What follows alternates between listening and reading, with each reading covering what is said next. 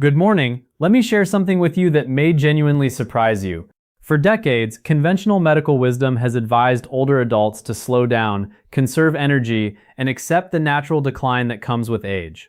But some of the most groundbreaking longevity research of the last 10 years tells a very different story. What if the keys to your vitality, your strength, and your independence at 75, 80, even 85 were not what your doctor mentioned at your last appointment, but rather a set of simple daily behaviors that most people your age have quietly let go of? I'm Dr. Arthur Sterling. After more than 20 years working alongside patients between the ages of 75 and 85, I've observed a pattern that research is now beginning to confirm. The people who age exceptionally well, the ones who still drive themselves to appointments, still tend their gardens, still remember every grandchild's birthday without writing it down, share a specific set of behaviors. And none of those behaviors involve expensive supplements or complicated medical protocols. A landmark study from the Stanford Center on Longevity followed more than 4,200 adults between the ages of 70 and 90 over a 12-year period. What they found was striking.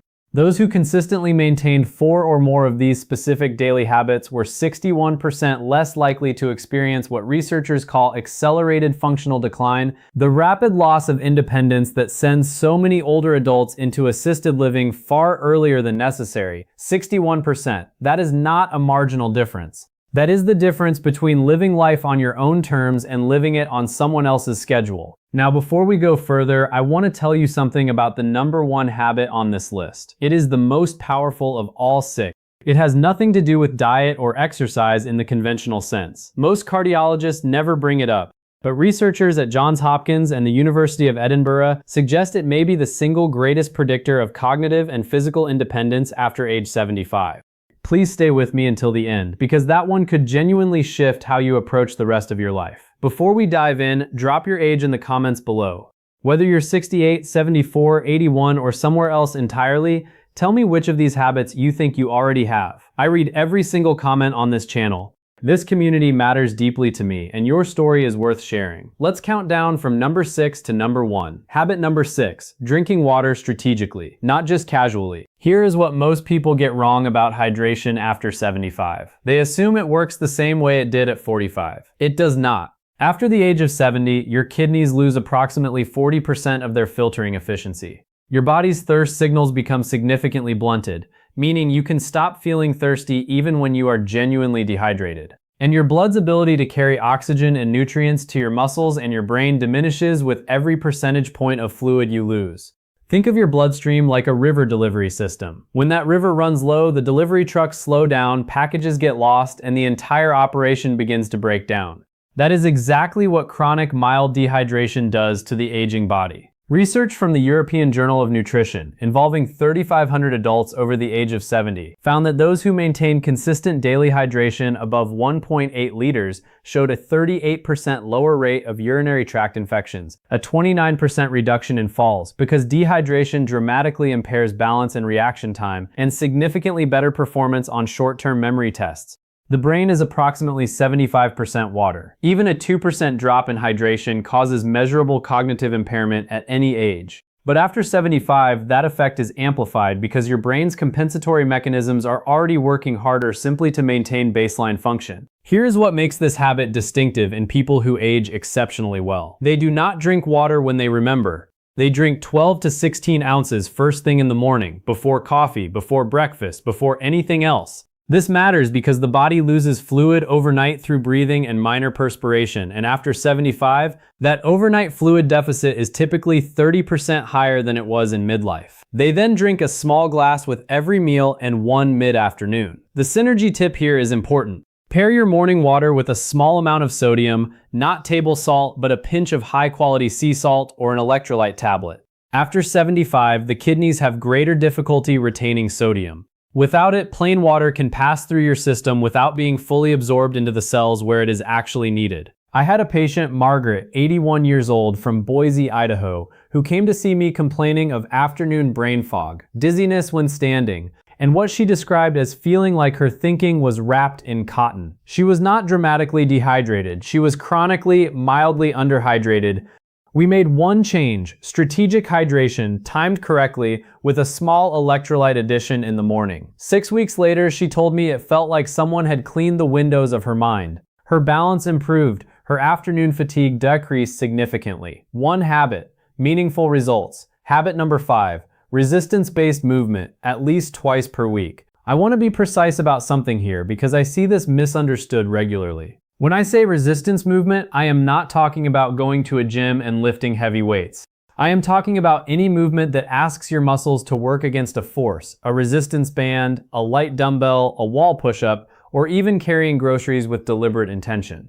This distinction matters enormously after 75 because of a process called anabolic resistance. Anabolic resistance is the reduced ability of aging muscle cells to respond to protein and exercise stimulation. In practical terms, it means that after 75, your body requires more intentional resistance to maintain the same amount of muscle that a 50-year-old would preserve with considerably less effort. Your muscles are not lazy. They are simply harder to reach. And if you do not reach them consistently, they begin a process called sarcopenia, the progressive loss of muscle mass and strength, which research from the Mayo Clinic has linked to a 47% increased risk of falls, a 53% higher likelihood of being unable to perform basic daily tasks within 5 years, and a meaningfully shortened lifespan. A study from Tufts University followed adults between the ages of 75 and 85 who began twice-weekly resistance training. After just 10 weeks, participants showed an average 37% increase in leg strength, a 28% improvement in balance scores, and, this is the part that consistently surprises people, a measurable improvement in insulin sensitivity, which directly influences energy levels, inflammation, and cognitive function. The mitochondria in your muscle cells, essentially the power plants of your body, regenerate more efficiently when resistance exercise is present. You are not simply building muscle. You are rebuilding the energy infrastructure of your entire body. The practical approach is straightforward. 2 to 3 sessions per week, 20 to 30 minutes each, focusing on the large muscle groups, legs, hips, and back. Resistance bands are ideal because they provide progressive resistance without joint impact. The synergy tip: perform your resistance session within 30 minutes of consuming 25 to 30 grams of protein. After 75, the anabolic window, the period during which muscles can most efficiently absorb protein for repair, is shorter and less forgiving than in younger adults. Timing is not optional at this stage of life, it is essential. Habit number 4, maintaining a consistent, purposeful sleep schedule. This one is considerably more complex than simply going to bed early. After the age of 75, your circadian rhythm, your body's internal 24-hour clock, begins to shift and critically weaken. Your brain produces roughly 70% less melatonin than it did at age 30. Your slow-wave sleep, the deepest and most physically restorative phase, decreases by up to 80% from what it was in your 30s. This is the phase during which human growth hormone is released, the hormone responsible for cellular repair, immune function, and muscle maintenance. And here is what most people do not realize. Poor sleep after 75 is not simply about feeling tired.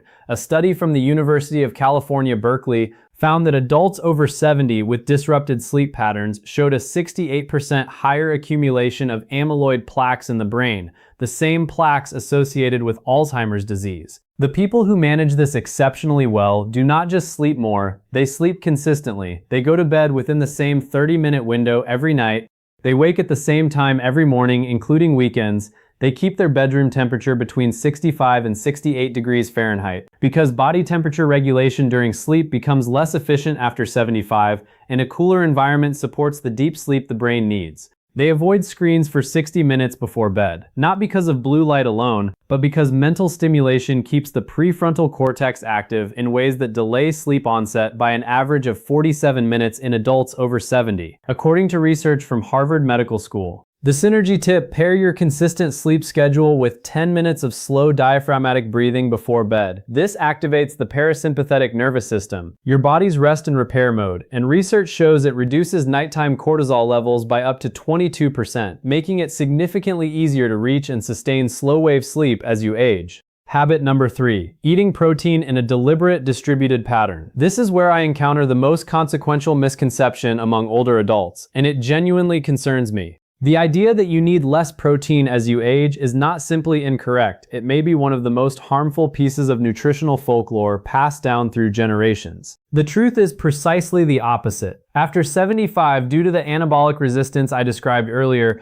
your body actually requires 50 to 75% more dietary protein per pound of body weight than a healthy 30-year-old needs to achieve the same muscle maintenance effect. Yet most of the seniors I see are consuming half the protein they need, often because appetite decreases with age, and higher carbohydrate foods feel easier to prepare and eat. Research published in the American Journal of Clinical Nutrition involving over 2,700 adults between the ages of 70 and 85 found that those who consumed at least 1.2 grams of protein per kilogram of body weight daily, distributed across 3 or more meals, maintained significantly more muscle mass, had 41% lower rates of hospitalization due to fall-related injuries, and showed markedly better immune response to common infections. Think of protein as the building material your body uses to rebuild itself overnight. Every night, while you sleep, your body breaks down old damaged tissue and replaces it with new. Without enough building material, the reconstruction is incomplete. Over months and years, that structural deficit becomes consequential. The practical approach: aim for 25 to 35 grams of protein at each of your 3 main meals. This is approximately 4 to 5 ounces of chicken, fish, eggs, Greek yogurt, or legumes per meal. The reason distribution matters so much after 75 is that aging muscles can only utilize approximately 35 to 40 grams of protein per sitting for synthesis. Beyond that threshold, the excess is oxidized for energy rather than used for repair. Spreading intake across the day makes every gram count. I had a patient, James, 78 years old, from Scottsdale, Arizona, whose daughter noticed he had lost nearly 18 pounds that his previous physician had described as normal age-related weight loss. It was not normal. He was losing muscle, not fat, and his grip strength, a well-established predictor of longevity in older adults, had dropped to the 15th percentile for his age group. We restructured his meals around deliberate protein intake. 12 weeks later, he had regained 11 pounds of lean mass. His grip strength had returned to the 60th percentile. And he told me with unmistakable quiet pride that he had carried all of his own groceries from the car for the first time in 2 years. The synergy tip: pair your protein meals with a small amount of vitamin C, an orange, some bell pepper, a splash of lemon juice. Vitamin C is essential for collagen synthesis, which works in tandem with dietary protein to maintain not just muscle, but the connective tissue, joint cartilage, and skin integrity that collectively determine how well the body holds itself together past 75. Habit number 2, daily intentional social engagement. I mentioned earlier that one of the top 2 habits would surprise you. This is the one, because I understand that it can sound too soft, too emotional to qualify as a medical recommendation, but I want to be clear about something. The research on social engagement and longevity in adults over 75 is not soft science. It is some of the most consistent, most replicated evidence in modern gerontology. A study from Brigham Young University, analyzing data from over 300,000 adults across multiple decades, found that social isolation carried a mortality risk equivalent to smoking 15 cigarettes per day.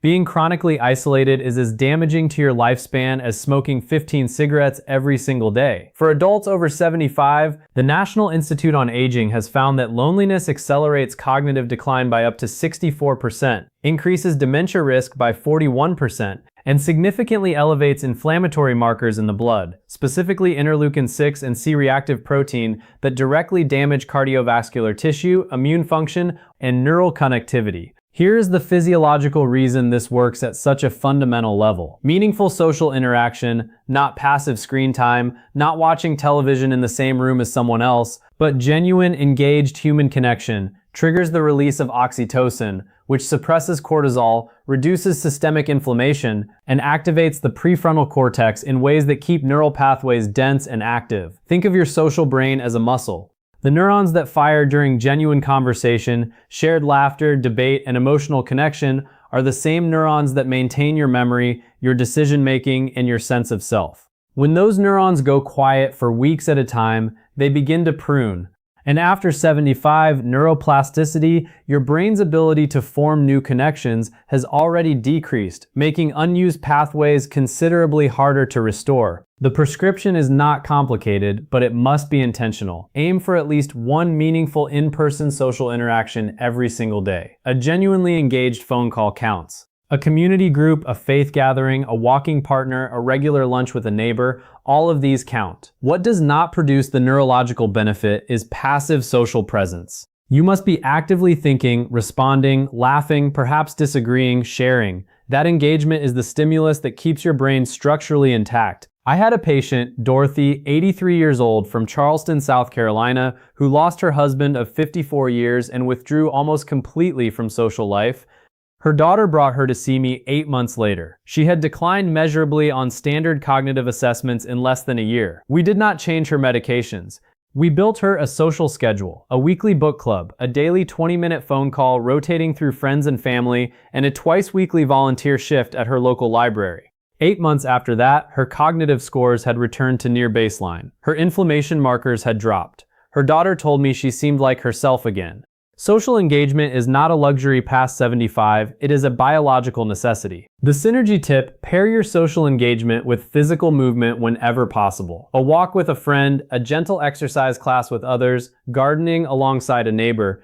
Research from the University of British Columbia shows that combining social interaction with even light physical activity produces a synergistic effect on BDNF, brain-derived neurotrophic factor, that is significantly greater than either behavior alone. BDNF is essentially fertilizer for your brain cells. You want as much of it as possible. Habit number 1, daily purposeful cognitive challenge. Fewer than 12% of adults over 75 maintain this habit consistently. And researchers at Johns Hopkins have called it the most underutilized longevity intervention available to aging adults without a prescription. I am not talking about crossword puzzles or passive reading, though both have value. I am talking about something more specific, more demanding, and more transformative. The daily practice of learning something genuinely new, a skill, a language, a musical instrument, a new form of creative expression that places your brain in a state of productive challenge. Here's why this is number 1. After the age of 75, your brain begins to preferentially rely on established neural pathways. It becomes extraordinarily efficient at familiar tasks and extraordinarily reluctant to build new ones. This is not a character flaw. It is a biological conservation mechanism, an aging brain saving metabolic energy by favoring the known. But this same preference for the familiar is also the mechanism by which cognitive reserve is depleted. Cognitive reserve is the brain's resilience buffer, its capacity to compensate for age-related structural changes and continue functioning at a high level. Think of it as the RAM in a computer. The more cognitive reserve you have, the more structural change your brain can absorb before symptoms of decline appear. Research from the University of Edinburgh's Lothian birth cohort study, following over 1,000 adults from their 70s into their late 80s, found that those who engaged in novel, challenging cognitive activities for at least 30 minutes per day showed a 47% slower rate of brain atrophy on MRI scans, maintained significantly better processing speed and episodic memory, and were 38% less likely to receive a dementia diagnosis over the following decade. A separate study from the Rush Memory and Aging Project found that seniors who described their daily lives as intellectually engaging showed brain function equivalent to adults 10 years younger on standardized neurological assessments. The mechanism is neuroplasticity, the brain's capacity to reorganize itself by forming new neural connections. While neuroplasticity does decline with age, it never disappears entirely. The brain retains the capacity for meaningful structural change well into the 80s. But only if it is given sufficient stimulus. Novel learning is that stimulus. Learning a new language activates 5 distinct brain regions simultaneously and has been shown in studies from the American Academy of Neurology to delay dementia onset by an average of 4.5 years. Learning a musical instrument engages fine motor control, auditory processing, memory, and emotional regulation in a coordinated way that few other activities replicate. Even learning to prepare a new cuisine from scratch, because it requires reading, sequencing, sensory attention, and motor skill, provides meaningful cognitive challenge. The practical approach: choose one genuinely new skill every 3 to 4 months and invest at least 20 to 30 minutes per day in actively learning it. The word actively is important. Watching someone else play guitar is not learning guitar. Sitting with an instrument in your hands and working through a chord progression, that is learning.